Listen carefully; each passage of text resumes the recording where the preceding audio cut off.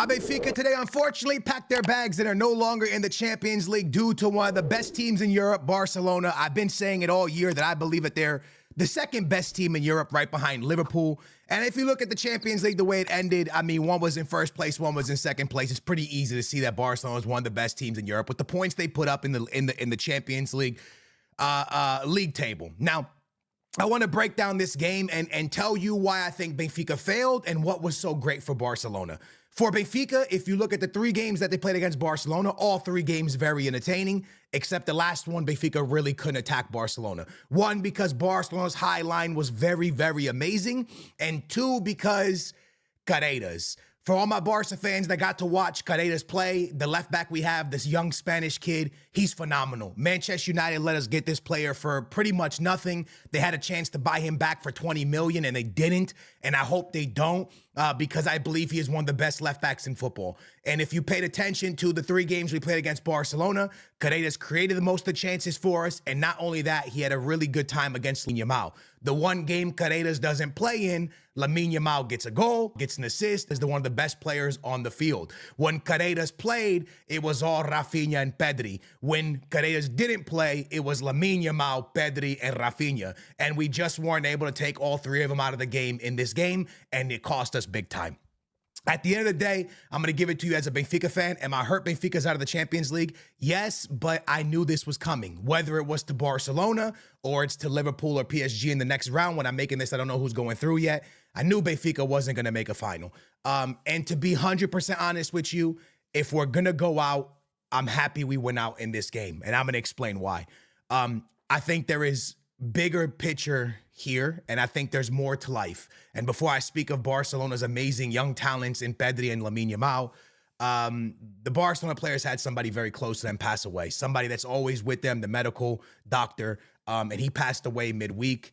And I think it's a win in football is never gonna help, but it's never going to make a situation like this better. But at least it gives the players something to smile about for the ones that were close to him and the coaching staff that were close. So first, I want to say rest in peace. And second of all, I want to say if there's anything bright from my Benfica going out, it's that the Barca staff, fans, and players could put a smile on their face for what's been a very hard week for them. With that being said, we'll speak about performance. I talked to you about how incredibly hard it was for us not having Carreras out there. I still think there was things that were done well for Benfica. I think Florentino in this game was very good. I think Arsenal was very poor. I also think that Artukoglu and Kochu are probably the poorest games I've seen from them this season. But they're also going through Ramadan, which is something that, if you don't know Ramadan well, you can't eat or drink, I believe, from, until nighttime. So you can't really be drinking much. That's why they took a break during the game for those guys to get some drinks in them as they're Muslim. So that's tough. That's all. I couldn't imagine that. I don't do Ramadan. I'm not Muslim, but I could imagine it's very difficult to go a whole day. I would imagine it's a bit difficult to go play football without having a drink of water or anything all day. So they didn't have great performances there. And again, like I said, throughout the 4 games that we played, I think Turbin, our goalkeeper, was really good. I think Otamendi's like a fine wine. I've never liked him at Benfica as he played for Porto, but Otamendi's a great player. But you're going up against amazing players. LAMINE YAMAL is going to be a future Ballon d'Or winner. It's just what it is. I've said it before, I'll say it again. When LAMINE YAMAL starts to finish correctly, when his finishing is down, which he had today, Real Madrid don't have to get ready. The world has to get ready. Because just as good as Mbappe is, I believe LAMINE YAMAL is going to be just as good as him, if not better. I think LAMINE YAMAL, people are not going to want to say it, but when you look at stats and numbers, the last time we've seen players do this at this young of an age, you're looking at the Pelés, bro. Like you're not Messi and Ronaldo weren't doing what he's doing at his age, right? And Messi and Ronaldo are players that, nobody in the world competes with these guys. LAMINE YAMAL is doing stuff at a younger age to be a superstar in a Barcelona team at the age that he is. And not only that, the first play, I believe it's a mishit, but it ends up as a Rafinha assist, or a ball that hits Rafinha and it looks like an assist. Before he mishits it, he completely destroys Florentino Luis, who's a really good defensive mid, and he also drops another defender. It's a wild play, and you can only take your hat off to that.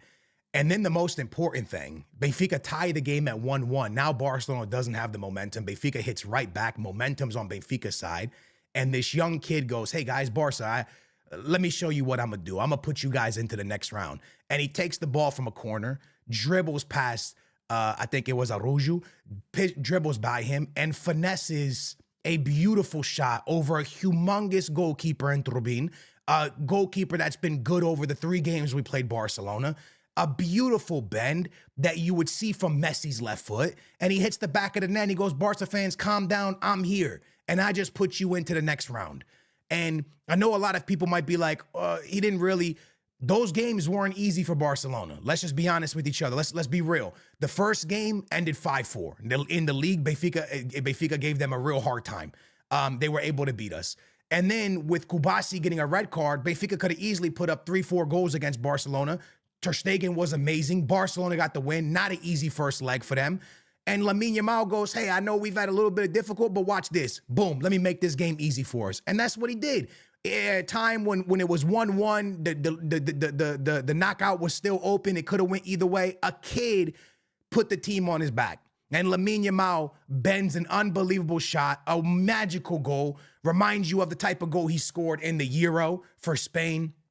And sends Barca into the next round. LAMINE YAMAL is a talent that I don't care if people say I'm glazing.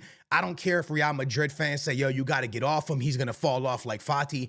If you think he's going to fall off like Fati, you just don't watch football. LAMINE YAMAL's dribbling is insane. LAMINE YAMAL's passing is insane. LAMINE YAMAL's finishing is getting up there. It's going to get better as he develops. As this kid, you got to remember, lads, do you remember what you looked like in high school? Think about what this kid's body is going to develop into. He's in high school still, right? He's a high school kid, bro. This guy's body, men just finished puberty a little bit ago. Like, men is gonna develop into this is nothing, lads. He's in you ever watch Dragon Ball Z, bro? He's still baby Goku, bro. Like, he's still baby Gohan. This guy is going to develop into a superstar.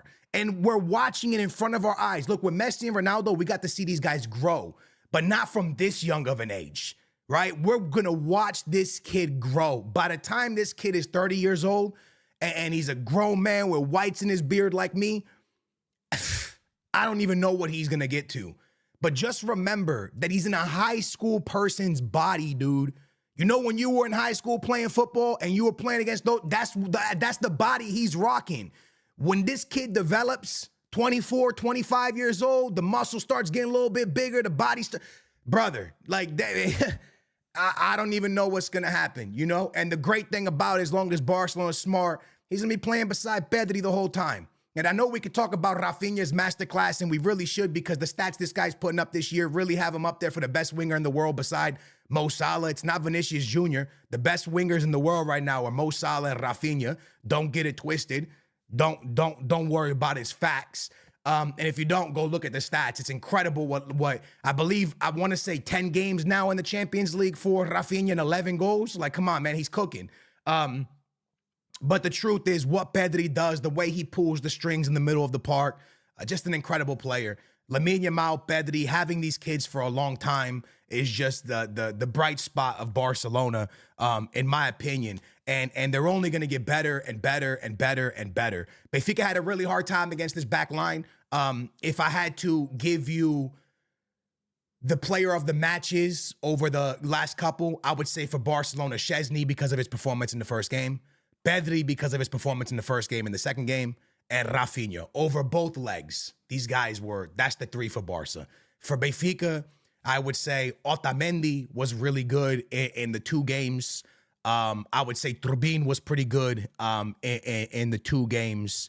And if I had to pick a third player, I would say Paredes, and he was only there for 1 game. But Paredes was very important. So at the end of the day, I'm not sad that Benfica lost 4-1 on aggregate. I think they gave a good attempt. I think in the first leg, you really have to take your chances, lads. You can't get a red card that early, Kubasi, and you don't punish. But if you walk out of the Stade to lose 2-1, 3-1, 2-0, you go to Barca, and it's still going to be a really hard game, but you could defend and counter them. You go to Barcelona having to go get a goal with the pace of LAMINE, YAMAL, Rafinha, and with the passing of Pedri, you're going to get smoked. So we knew that was coming. Benfica can now focus on the league, focus on trying to beat Sporting and take the championship away from Sporting. We're 1 game behind Sporting on 3 points away, but 1 game, Sporting has a game in hand.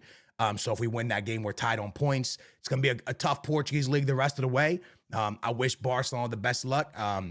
And see what happens. But I do think that Barca has a very good chance of making the final, depending on what happens in the PSG-Liverpool game.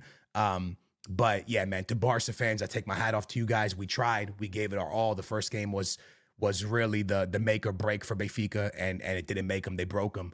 And then Barca's just too talented, man. So with that being said, I love you guys, man. Thank y'all so much for watching. That's my reaction to Benfica versus Barcelona. Good luck the rest of the way. Congratulations on having LAMINE, YAMAL, and Pedri on your team, man. They're so freaking awesome to watch. Love you guys. I'll catch you in the next one. My cold sore, not my cold sore, my fever blister is finally getting better. Finally over the flu, bro. Feels good.